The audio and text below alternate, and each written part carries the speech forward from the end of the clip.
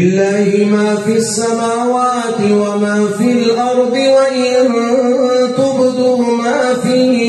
أنفسكم أو تخفوه يحاسبكم به الله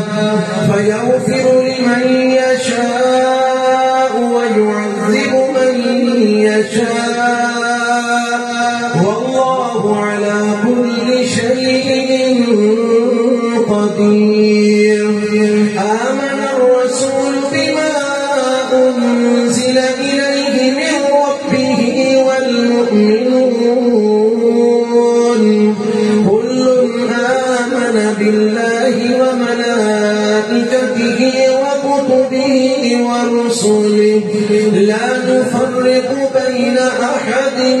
من رسله